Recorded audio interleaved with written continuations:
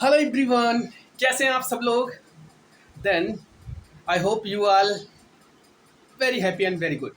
Okay, and today I will discuss about the flow of liquid, द्रव का प्रवाह. और इसमें जो हम पढ़ाने जा रहे हैं वो पहला टॉपिक हमारा रहेगा द्रव में गिरते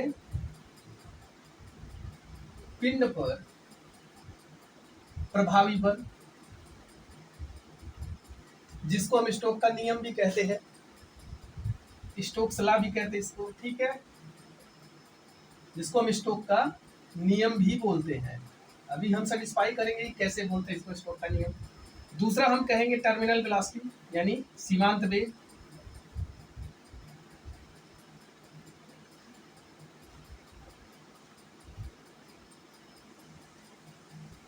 यही दो चीज के बारे में हम आज आपको बताएंगे.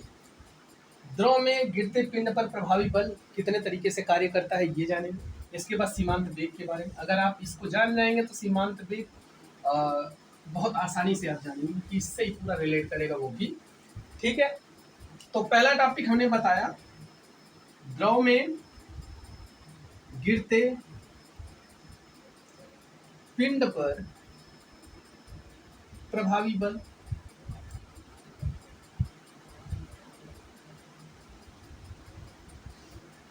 Effective force on a body falling in a liquid.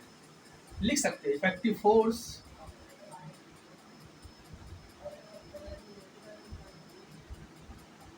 On body falling in liquid. इसकी इंग्लिश है ये. ठीक है, तो क्या होता है इसमें, किसी भी द्रव में जब कोई पिंड गिरता है तो उस पर दो तरीके का बल कार्य करता है. एक उस पिंड के द्रव्यमान के कारण, और एक जिस द्रव में गिरता है उस द्रव के उत्प्लावक बल के कारण. जो वो द्रव उत्प्लावन बल उस पिंड पर लगाता है उसके कारण एक बल उत्पन्न होता है. यानी दो तरीके का बल कार्य करता है. मान लीजिए ये कोई, हम आपको एक फिगर के माध्यम से समझाते हैं. मान लीजिए ये कोई पात्र है और इसमें पानी भरा हुआ है. ठीक है, ये कोई पिंड है जो इसमें गिर रहा है. मान लीजिए कोई कांच की गोली ही है. ठीक है, जिसका वॉल्यूम भी है और जिसकी डेंसिटी रो है. ठीक है, और जो अपने भार mg के कारण नीचे की तरफ गिर रहा है. ठीक, और ये जो द्रव है उसका जो है डेंसिटी क्या है, सिग्मा है. ठीक है, और इसका वॉल्यूम भी है, और ये इस पे एक बल लगा रहा है. ठीक है, इस पिंड पर एक बल ऊपर की तरफ उत्प्लावक बल लगा रहा है. ठीक, तो हम क्या देखते हैं कि इस पिंड पर दो तरीके का बल कार्य करता है. पहला हमने बताया एक बल जो है वो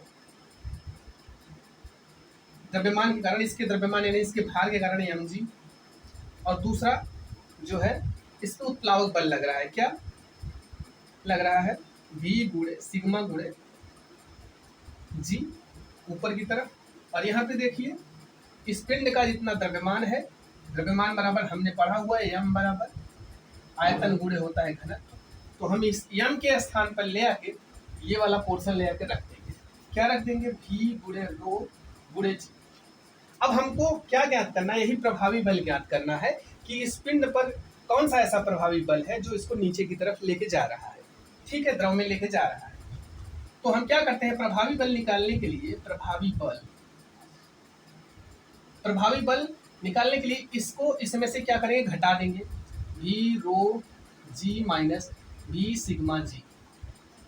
ठीक है, तो यहां से क्या देख रहे हैं, कॉमन है v g और यहां से भी v g, यानी v rho minus sigma into जी बाहर निकालें. ये क्या है, ये प्रभावी बल है. ये कौन सा प्रभावी बल है, जो इस पिंड पर कार्य कर रहा है नीचे की तरफ, जो इस पिंड को नीचे की तरफ लेके जा रहा है. वही ये क्या है, वही प्रभावी बल है.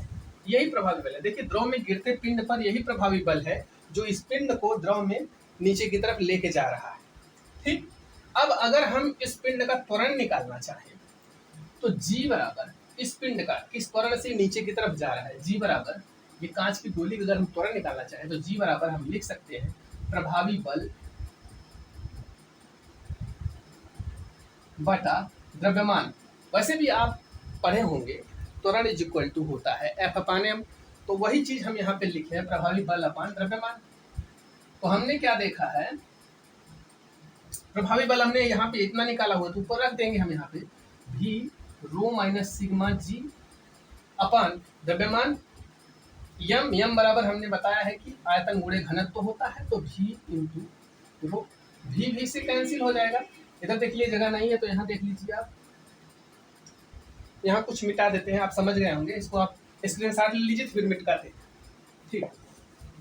तो आप देख रहे हैं यहाँ पे क्या कि यहाँ से हमने भी को कैंसिल कर दिया, तो बचा कितना, रो माइनस सिग्मा इंटू जी अपान रो। अब यहाँ से रो भी कॉमन कर सकते हो आप, रो 1 माइनस सिग्मा अपान रो इंटू जी अपान रो से कैंसिल हो गया। तो हमारा जी का मान कितना आ गया, जी बराबर 1 minus sigma into rho into G. मतलब इस पे इतना त्वरण कार्य कर रहा है, जो वो पिंड था जो नीचे की तरफ जा रहा था, इस त्वरण से वो जा रहा था, ठीक। ये फार्मूला होता है त्वरण निकालने का। आप लोग इसको लिख लीजिए या उतार लीजिए, स्क्रीनशॉट ले भी सकते हैं, ठीक। अब आगे देख लीजिए आप लोग क्या होता है कि अगर हम मान लीजिए, अगर हम कोई कांच की गोली लेते हैं, क्या लेते हैं, कोई कांच की गोली लेते हैं, बहुत ही इंपॉर्टेंट है भैया, इसको बहुत ही ध्यान से पढ़िएगा। ये इतना इंपॉर्टेंट है, आपको बहुत काम देगा आगे, ठीक है। वन डे एग्जाम के लिए बहुत ही इंपॉर्टेंट है। तो हमने क्या देखा अभी, जी का मान हमने देखा 1 माइनस सिग्मा अपन रो इंटू जी देखा है। क्या देखा है, जी का मान, त्वरण का मान जो उस पिंड पर कार्य कर रहा था। अगर हम किसी गोली का त्वरण, सॉरी किसी गोली का घनत्व मान लेते हैं रो बराबर 11, ठीक है, और ये सिग्मा द्रव का घनत्व मान लेते हैं, द्रव का घनत्व सिग्मा बराबर 1। तो अगर हम इसको यहाँ पे, ये गोली का घनत्व है, कांच की गोली, कांच, ठीक है, कांच की गोली है। अब हम निकालते हैं इसका त्वरण कितना होता है। देखिए कांच की गोली का त्वरण, अगर जब इसका रो 11 होगा और सिग्मा 1 होगा, तो कांच की गोली का त्वरण कितना होगा, अभी निकाल के बता। यहाँ पे ले जाके क्या करेंगे, आप रख देंगे 1 माइनस सिग्मा के स्थान पे 1 और अपान 11, और जब इसको सॉल्व करिएगा तो 10/11 जी आ जाएगा। और कांच की गोली के स्थान पर यदि हम ले लेते हैं संगमरमर की कोई गोली बना के, मान लीजिए संगमरमर की गोली,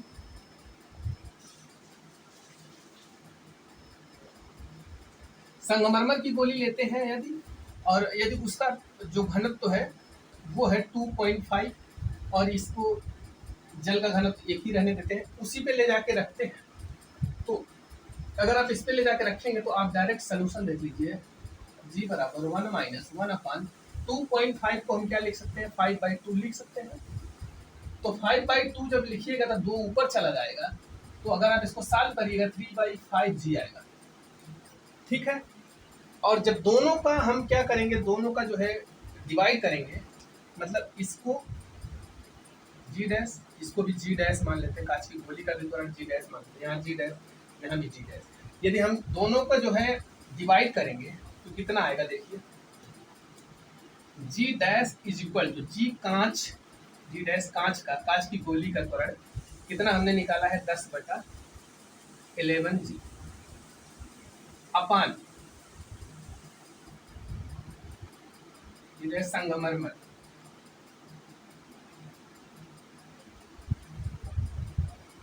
3/5 जी। जब हम इसको हल करिएगा तो लगभग 1.6 या 1.5 आएगा। तो इससे क्या निष्कर्ष निकलता है, इससे ये निष्कर्ष निकलता है कि किसी भी गोली के त्वरण पे जो है उसके घनत्व का भी प्रभाव पड़ता है। यदि उसका घनत्व कम जाता है तो उसके त्वरण में कुछ न कुछ जो है अंतर आ जाता है। तो यहाँ पे कहने का मतलब ये है, अभी यहाँ हमने श्यान बल की कोई भी, श्यानता का कोई भी जिक्र अभी नहीं किया, श्यानता को ध्यान में न रखते हुए हमने ये चीजें निकाली हुई है, ठीक है। मतलब आप ये कह सकते हैं कि लगभग कांच की गोली का त्वरण संगमरमर की गोली के त्वरण का लगभग 1.5 गुना होता है, ठीक है, ये चीज आपको क्लियर हो गई होगी। ठीक, अब हम आते हैं किस पे भाई, स्टोक के नियम पर। स्टोक साहब ने क्या बताया, स्टोक साहब ने क्या बताया, इस बात पे ध्यान देते हैं हम। मतलब स्टोक साहब ने ये बताया कि जब कोई पिंड, कोई पात्र ले लेते हैं भैया, पात्र में मान लीजिए द्रव भरा हुआ है, इन्होंने ये बताया कि जब कोई पिंड जिसका घनत्व रो है, आयतन भी है, और इस पे लगने वाला बल mg नीचे की तरफ है, और इस द्रव का सिग्मा है घनत्व, और इसका भी आयतन भी है, इन्होंने ये देखा कि इस पे जो प्रभावी बल कार्य कर रहा है, इस पिंड पे जो प्रभावी बल v rho minus sigma into जी, अभी जो मैंने निकाला है प्रभावी बल, ये जो बल कार्य कर रहा है ये नीचे की तरफ कार्य कर रहा है। ठीक, और ये जो द्रव है ऊपर की तरफ एक क्या, कौन सा फोर्स लगा रहा है, ऊपर की तरफ एक फोर्स लगा रहा है, उत्प्लावक फोर्स, अभी बताया ना, उत्प्लावक फोर्स लगा रहा है इस पिंड पर। मतलब ये पिंड नीचे की तरफ आना चाहता है, लेकिन ये उत्प्लावक बल जो है, अपथ्रस्ट फोर्स जो है, इसको ऊपर की तरफ भेजना चाहता है। कहता है भैया आप नीचे की तरफ नहीं आ सकते हैं, क्योंकि हमारे पास भी कुछ ना कुछ बल है, हम आपको नीचे नहीं आने देंगे। ठीक है, और ये जो प्रभावी बल है जो इस पिंड पर कार्य कर रहा है, ये पिंड जब जैसे ही द्रव में एंट्री करेगा, इस बल के कारण जो इसके आसपास जो द्रव की सतह होगी उसका भी वेग उतना हो जाएगा जितना इस बल के कारण इस पिंड का वेग है। बात समझ पा रहे हैं? मतलब इस बल के कारण जो इस पिंड का वेग है, जो इसके आसपास की सतह है, द्रव की लेयर है, उसका भी वेग उतना ही हो जाएगा जितना इस पिंड का वेग है। तो धीरे धीरे हम क्या देखते हैं, इस बल का मान जैसे जैसे बढ़ रहा है वैसे वैसे इस जो द्रव का जो द्रव इसके ऊपर बल लगा रहे उत्प्लावक बल, उसका भी मान बढ़ रहा है, और जिससे एक सापेक्षिक गति उत्पन्न हो रही है दोनों के बीच में। और ये जो बल है ऊपर की तरफ जो बल है वो सापेक्षिक गति का विरोध करता है, और इसी सापेक्षिक गति के विरोध को हम क्या कहते हैं, श्यान बल कहते हैं। और वो श्यान बल जो कि इस पिंड पर ऊपर की तरफ लग रहा है, ठीक है, वो श्यान बल जो इस पिंड पर ऊपर की तरफ लग रहा है, ठीक है, जो इस पिंड को क्या कर रहा है, रोकने का प्रयास कर रहा है। तो एक समय ऐसा आएगा इस बल का मान, इस बल का मान इस श्यान बल के मान के लगभग बराबर हो जाएगा। जब लगभग बराबर हो जाएगा तो इस पिंड पर जो नेट बल क्या होगा, इस पिंड पर जो है नेट बल, नेट बल क्या हो जाएगा, शून्य हो जाएगा। भैया इस पर कोई बल नहीं कार्य करेगा, तो क्या होगा, ये पिंड धीरे धीरे क्या होगा, एक नियत चाल प्राप्त कर लेगी, नियत वेग प्राप्त कर लेगी। मतलब पहले बहुत जोर से गिरता है कोई भी पिंड, आप एग्जाम्पल के तौर पर आप खुद प्रैक्टिकल कर सकते हो, कोई व्हीकल लेना, उसमें कोई भी एक पिंड छोड़ना, आप पहले देखो बहुत तेजी से एंट्री करेगा उस द्रव में वो पिंड, लेकिन कुछ समय के बाद आप देखोगे कि उसका चाल जो है नियत धीरे धीरे जाने लगता है नीचे की तरफ। तो वही चीज हम यहाँ बता रहे हैं।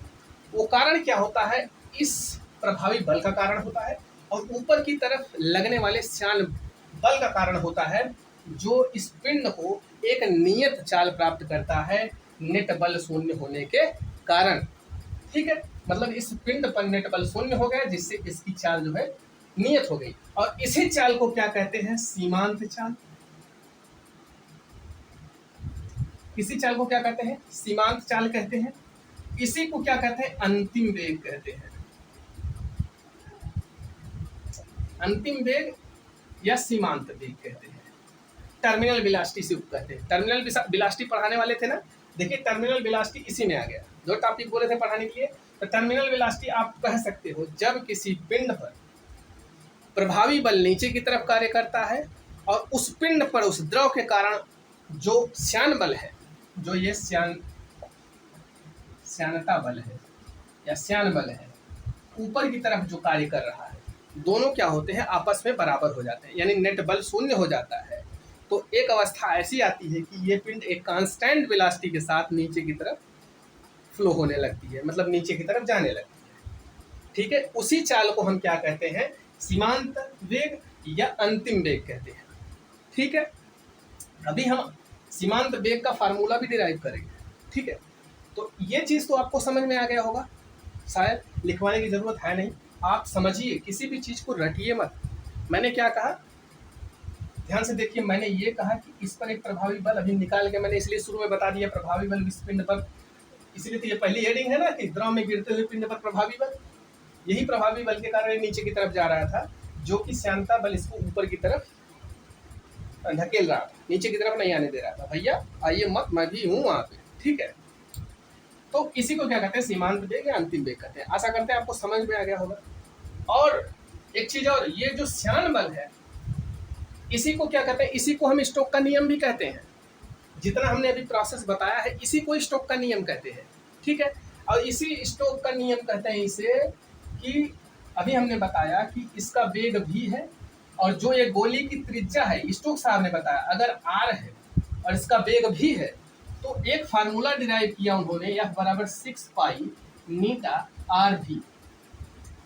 ये क्या है, ये श्यान बल है, श्यान बल है। श्यान बल का फार्मूला आप लोग लिख दीजिए, this is very most important. और ये नीटा क्या है अभी बताया, श्यानता है, श्यानता गुणांक, श्यानता गुणांक है नीटा। यहाँ पे क्या है, ये श्यानता गुणांक है, ठीक है। अगर आप इसका प्रूफ चाहते हो तो ये बीमी विधि से प्रूफ हो जाएगा। अभी मैं आपको इसका प्रूफ भी बता देता हूँ, ठीक है। ये श्यान बल आप लोग उतार लीजिए, बहुत इंपॉर्टेंट है, ठीक। ध्यान से देखिएगा श्यान बल को कैसे हम प्रूफ करते हैं। मान लीजिए F जो है नीटा की पावर a, कैसे हम बीमी विधि से प्रूफ करते हैं, r की पावर b और v की पावर c इस पे है, ठीक है। तो हम क्या इसको लिख सकते हैं, F बराबर एक k आ जाता है नीटा power a r power b v power c, ठीक है। कांस्टेंट की कोई बीमा नहीं होती है। यहाँ k बराबर 6 पाई हम बाद में रख देंगे, ये प्रयोगों द्वारा निकाला गया है, ये कोई इसका फिक्स मान नहीं होता है कि 6 पाई ही होता है, लेकिन ये प्रयोगों के आधार पर यहाँ k का मान हम रखते हैं। तो हम यह का जो डायमेंशन फार्मूला हमने कहा बीमी विधि से इसको प्रूव करेंगे, ठीक है, स्टोक के नियम को, यानी श्यान बल, ठीक। यफ का मान, यफ की बीमी सूत्र क्या होता है, mL_t-2 होता है, ठीक है। अब इधर नीटा का क्या होता है, m बताया हमने पिछली वीडियो, जिन्होंने नहीं देखा जाके देखें, t-1 होता है। r का l होता है जिसपे हम पावर लगाते हुए चलेंगे, v का क्या होता है, LT-1 होता है, c। अब क्या करेंगे, इसके पावर्स का भी हम कंपैरिजन करेंगे, जहां कुछ नहीं होता वहां एक मान लेते हैं हम, ठीक है। तो m पावर a लिखेंगे, l पावर माइनस b लिखेंगे, a लिखेंगे, t का पावर माइनस a लिखेंगे, ठीक है। और यहाँ पे देखिए इसको एक जगह कर लेते हैं, l का पावर b लिखेंगे, यहाँ पे l का पावर c, t का पावर माइनस c। अब क्या करेंगे, m अकेला है तो अभी इसको छोड़ते हैं, m पावर a अभी कंपैरिजन करेंगे, l इधर है, l एक इधर है, l एक इधर है। जब आधार समान होता है तो क्या होता है, घातें जोड़ ली जाती है, ये पढ़ा होगा आपने, -a plus b plus c। l पे देखिए यहाँ एक l है, यहाँ एक l है, यहाँ एक, इन घातों की क्या करते हैं, आपस में जोड़ लेते हैं जब आधार समान होता है। और इसके बाद यहाँ पे t पर देख लिए, t पर -a और यहाँ पे t पर -c। अब क्या करते हैं, इन घातों की तुलना इनके घातों से कर देते हैं। m पर a घात है, यहाँ पे m पर 1 है, तो यानी a बराबर क्या हो जाएगा, 1। यहाँ पे -a plus b plus c बराबर क्या है, 1। यहाँ पे -a माइनस c बराबर क्या है, 2।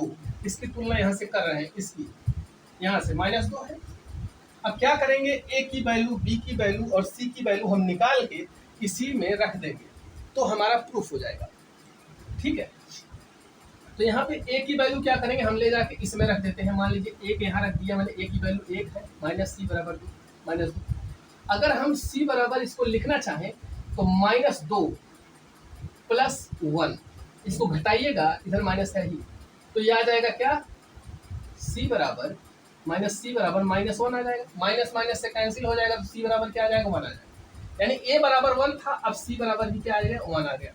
अब हमको निकालना है सिर्फ b की वैल्यू, तो b की वैल्यू यहाँ देख लीजिए, -a plus b plus c बराबर क्या है, 1 है। तो यहाँ हम क्या करेंगे, a और c की वैल्यू जाकर रख देंगे। a की वैल्यू हमने यहाँ पे 1 निकाला है, 1 रख लेंगे। b की वैल्यू, c की वैल्यू हमने यहाँ पे 1 निकाला है, 1 रख लेंगे, यहाँ 1। तो हम क्या देख रहे हैं, ये तो पहले ही कट गया, तो b बराबर 1 आ गया। तो हमने देखा कि ए बराबर बी बराबर सी बराबर क्या आ गया, 1 आ गया। अब हम इसी में ले जाके क्या करेंगे, रख देंगे एफ बराबर के एन का पावर 1 आर का पावर बी बी का पावर सी। यहाँ पे देख रहे हैं आप, तो भाई ए का तो कोई मतलब होता नहीं है, 1 1 सब जगह रखेंगे सबका वैल्यू। तो यह बराबर ये प्रूफ हो गया के एन आर बी। के की वैल्यू हमने बताया 6 पाई रखना है। एफ बराबर 6 पाई नीटा आर बी। ये देखिए ये बीमी से हमने प्रूफ कर दिया। यही है क्या, श्यान बल है, श्यान बल है, इसी को हम श्यान बल कहते हैं। अगर यहाँ से भी आप श्यानता गुणांक की बीमा निकालना चाहते हैं तो बड़े आराम से निकाल सकते हैं। नीटा इज इक्वल टू लिख सकते हैं एफ अपान क्या लिख सकते हैं, के 6 पाई नीटा आर बी लिख सकते हैं। ये तो कांस्टेंट है, इसकी कोई बीमा नहीं होगी। तो नीटा बराबर हम यहाँ पे लिख सकते हैं एम एल टी पर -2। अभी देखा ना, यहाँ पे हमने डायरेक्ट लिख दिया था श्यानता गुणांक की बीमा, यहाँ निकाल दे रहे हैं, कैसे निकलता देख सकते हो। इसकी कोई कांस्टेंट की कोई बीमा निकाल देते हैं, नीटा बचता है, नीटा का यहाँ पे क्या आ जाएगा, आर भी क्यों रहेगा, नीटा तो यहाँ चला है। तो आर का एल होता है, देख रहे हैं, बी का एल टी -1 होता है। जब आप इसको सॉल्व करिएगा तो क्या आ जाएगा, एम एल -1 टी -1 आ जाएगा। यही वाली बीमा उठ के यहाँ चली जाए, यहाँ से निकल गया, देखिए श्यानता गुणांक की बीमा। ठीक है, तो आशा करते हैं आपको समझ में आया होगा। इसी को स्टोक का नियम भी कहते हैं, अभी हमने बताया है। ठीक है, इतना डिटेल से कोई नहीं बताएगा, तो इसको ध्यान में रखिए। ठीक है, इसका स्क्रीनशॉट आप लोग ले सकते हैं। ये स्टोक का नियम हमने प्रूफ कर दिया। स्टोक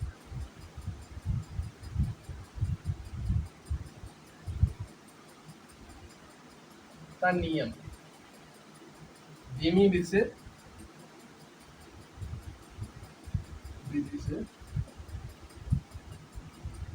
हमने प्रूफ किया, बीमी विधि से। ठीक है, स्क्रीनशॉट ले सकते हैं आप लोग। ठीक, अब आपको हम बताएंगे सीमांत वेग, जो कि उसका फार्मूला याद करना सबसे बड़ा कठिन होता है ना। सीमांत वेग अभी हमने बताया है कि कोई द्रव जब किसी द्रव में किसी पिंड को गिराया जाता है तो एक समय के बाद, चलिए लिख लीजिए सीमांत वेग। अभी समझा देते हैं सीमांत वेग क्या होता है। जब किसी पिंड को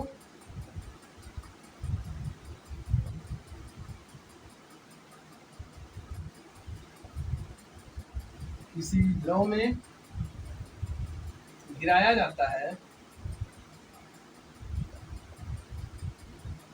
तो वो पिंड एक समय के बाद नियत वेग प्राप्त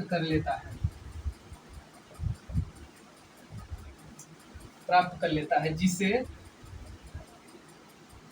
अंतिम वेग व सीमांत वेग कहते हैं।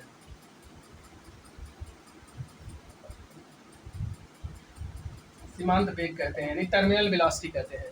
और ये हमने बता ही दिया कि नियत वेग क्यों प्राप्त करता है, क्योंकि उस पर 2 बल कार्य करते हैं, एक नीचे की तरफ प्रभावी बल और एक ऊपर की तरफ श्यान बल, जो उसको एक दूसरे में सापेक्षिक गति उत्पन्न हो जाती है, जिसका विरोध वो श्यान बल करता है। ठीक है, और जिससे ये एक नियत चाल प्राप्त कर लेता है, नियत वेग प्राप्त कर लेता है, जिसको हम क्या कहते हैं, सीमांत वेग कहते हैं। ये समझ में आएगा। अब इसको हम कैसे प्रूव करेंगे। मान लीजिए कोई गोली है जिसकी त्रिज्या r है, मान लीजिए कोई गोली है जिसकी त्रिज्या r है और ये किसी द्रव में गिराई जा रही है। जिस द्रव में गिराई जा रही है, मान लीजिए ये द्रव है, जिस द्रव में गिराई जा रही है उसका जो है क्या है, सिग्मा है, उसका जो घनत्व है सिग्मा है, इसका जो है रो है। ठीक है, और इस पे नीचे की तरफ बल कार्य कर रहा है mg। अभी हमने बताया कि इस पर प्रभावी बल मतलब सीमांत वेग प्राप्त करने के लिए 2 बल कार्य करते हैं। एक होता है पहला प्रभावी बल। प्रभावी बल क्या होता है, v rho minus sigma into जी। ये क्या है, ये इसका आयतन है, हमने बताया। और इसको हम क्या लिख सकते हैं, किसी भी गोले का 4/3 पाई r cube rho into sigma into जी। और जो इस पे श्यान बल कार्य कर रहा है ऊपर की तरफ, जो इस पिंड को एक कांस्टेंट वेलोसिटी प्रदान कर रहा है, दूसरा बल श्यान बल कार्य करता है। ठीक, जिसको हमने अभी बताया श्यान बल क्या होता है, 6 पाई नीटा RV। अब क्या करते हैं हम, सीमांत वेग प्राप्त करने के लिए यहाँ पे भाई नेट बल हमें शून्य करना पड़ेगा। जब नेट बल शून्य करेंगे तो हम इसको बराबर करेंगे। अभी देखिए इसे प्रूव करते हैं। 6 पाई नीटा RV बराबर 4/3 पाई RQ rho minus sigma into जी। ये चीज देख रहे हैं आप। तो यहाँ पे देखिए ना, इसको अगर हम काटेंगे तो यहाँ 3 आएगा, यहाँ पे 2 आएगा, यहाँ पे एक R से कट जाएगा, यहाँ 2 बचेगा, यहाँ क्या होगा, यहाँ पाई से कट जाएगा। तो अगर हम निकालेंगे v का मान, v बराबर 2/9 9 R² रो माइनस सिग्मा जी अपान नीटा। ये होता है इसका फार्मूला सीमांत वेग का। ये है क्या, सीमांत वेग। सीमांत वेग का क्या है, ये फार्मूला है, ये हमने प्रूफ कर दिया। ठीक है, इसमें ये भी वेग है, ये क्या है, ये उस पिंड का घनत्व है और ये द्रव का घनत्व है, ये गुरुत्वाकर्षण गुरुत्वीय त्वरण है और ये श्यानता गुणांक है, ये उसकी त्रिज्या है। ठीक है, इतना चीज आपको ज्ञात हो गया। ये बहुत ही इंपॉर्टेंट फार्मूला है, आप बहुत तेजी से भूलेंगे, इसको याद कर लीजिए। ठीक है, तो दोस्तों आज के लिए बस इतना ही। अगली वीडियो में हम आपको पढ़ाएंगे बर्नौली थ्योरम और अविरतता का सिद्धांत, जो कि वो भी बहुत ही इंपॉर्टेंट है परीक्षा के दृष्टिकोण से। लेकिन ये फार्मूला बहुत इंपॉर्टेंट है, ये आपको बहुत तेजी के साथ भूलेगा, इसलिए इसको याद कर लीजिएगा। आशा करते हैं आपको समझ में जरूर आया होगा। यदि समझ में आया है तो इस वीडियो को ज़्यादा से ज़्यादा लाइक करो, शेयर करो, सब्सक्राइब करो और जो बेल आइकन है उसको जरूर प्रेस करो, ताकि इस वीडियो का नोटिफिकेशन आप लोगों के पास सबसे पहले पहुँचे। तो चैनल का नाम, अगर जो इस चैनल पे जो नए जुड़ रहे हो, जो इस चैनल पे नए जुड़ रहे हो, तो इस चैनल को सब्सक्राइब करें प्लीज़। आपको नई नई जानकारी हम ऐसे देते रहेंगे बेहतरीन तरीके से। तो आज के लिए बस इतना ही, धन्यवाद।